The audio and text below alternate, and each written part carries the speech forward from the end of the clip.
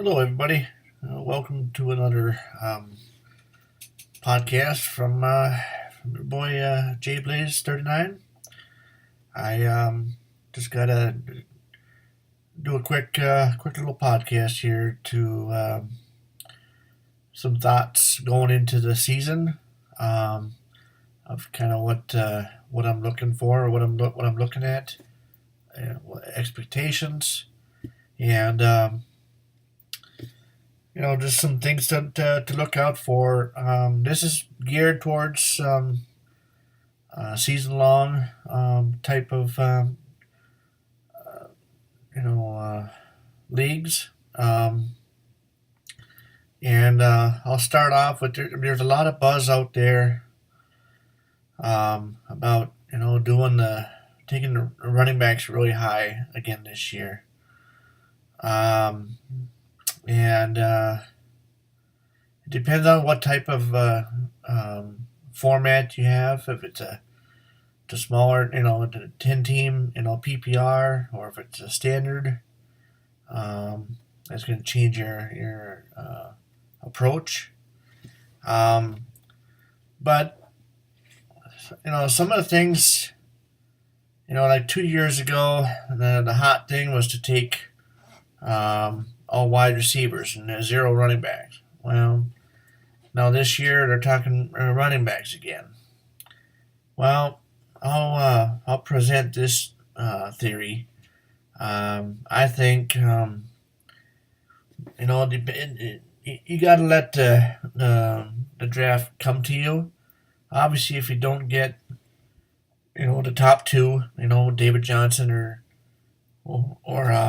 Le'Veon Bell, I think there's some value out there that a lot of people are going to overlook, and you can get them later in the draft, and because you don't want to overreach for players.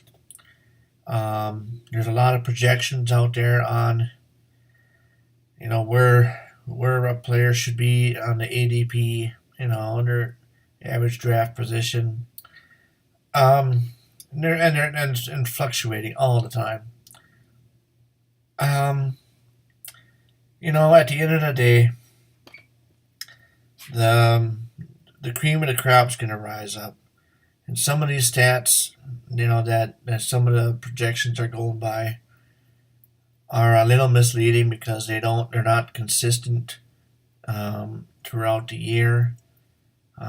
So they might have a hot streak at the end or at the beginning, so that their season long stats look, their ranking is pretty good. Um, some of that can get um, skewed and not really help your team as a whole. Um, so I would look at, if you're in the top, say five, you could go with a running back first on those. If you're in the back half of the first round, like five on back, I might take the approach of taking wide receiver. And don't be afraid to take some of those slot receivers, especially if you're in a PPR. Some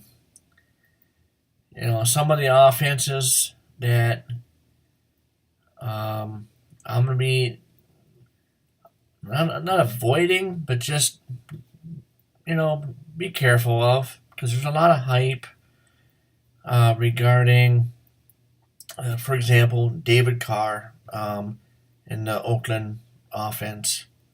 I think the Oakland offense is going to have a decent year, but I'm not a fan of David Carr right now, or Derek Carr. I'm sorry, Derek Carr. I get two brothers mixed up there. Oh my gosh. Anyway, it's I think the running game with Marshawn Lynch is going to eat into a lot of the passing yards and the red zone scoring opportunities that were there a year ago.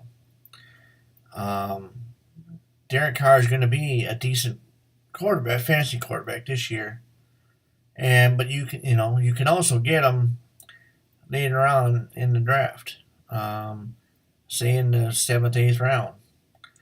Another guy I really like that's going to go later for quarterbacks is Philip Rivers, because the margin between the stud quarterbacks versus the average quarterbacks on a weekly basis is really slim. So it's why draft or why spend a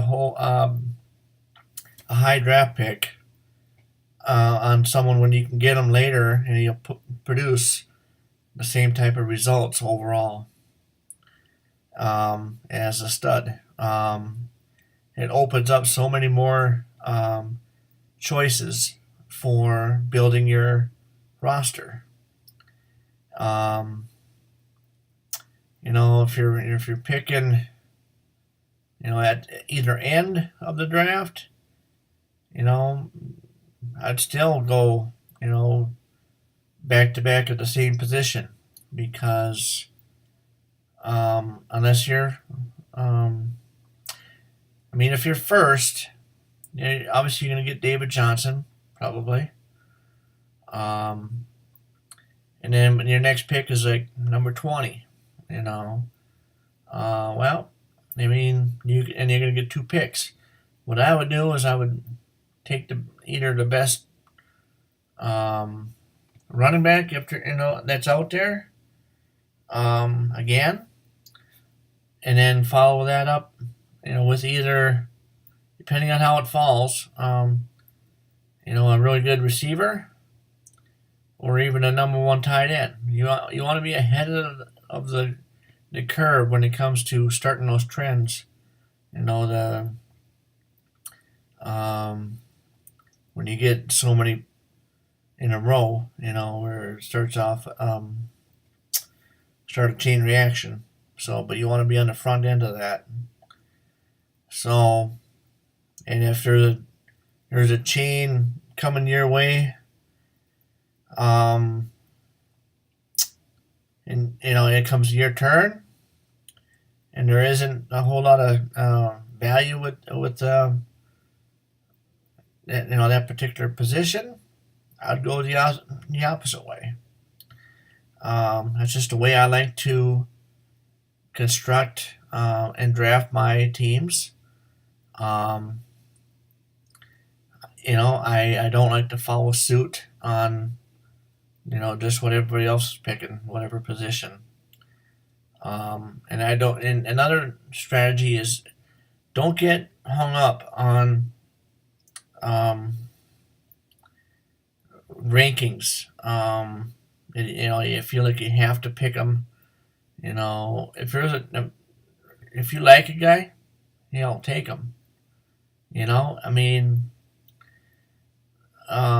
Don't be afraid to take guys that are going to get a lot of volume. And that's part of the strategy that has worked for me is doing season long is just adapting to the way the draft comes to you. Don't try to force it. I see too many guys that try to force because they have to have a certain position. Don't pigeonhole yourself into a certain position. Take the best available, or the guys with the most upside. I wouldn't be too hung up on injury risk because every player has the injury risk. It doesn't matter. No player is more prone than others. It's a myth. Um, does it happen to some more often than others? Like a la Keenan Allen? Yeah, it seems that way. But you know what? Just when the guys um, are afraid to draft those players, well, there might be an opportunity to take advantage and draft them, and you can get the rewards. Um, it's it's like in DFS with recency bias. And there's some guys that have been burned by certain guys in previous years, and so they refuse to draft them.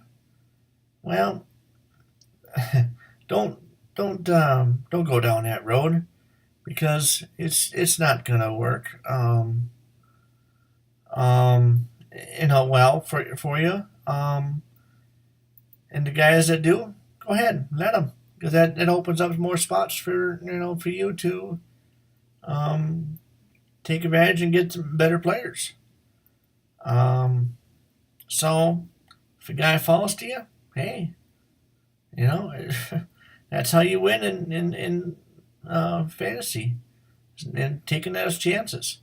I mean, after all, you're in a season long. It's a fun league. It's supposed to be. I mean, in reality, you're spending what, 40, 50, $60 for the whole year?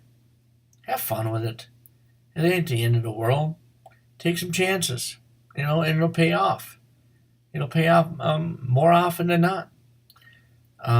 So that's my advice, and just some random thoughts going into your drafts coming up, and hopefully you do well. And happy drafting. Thank you.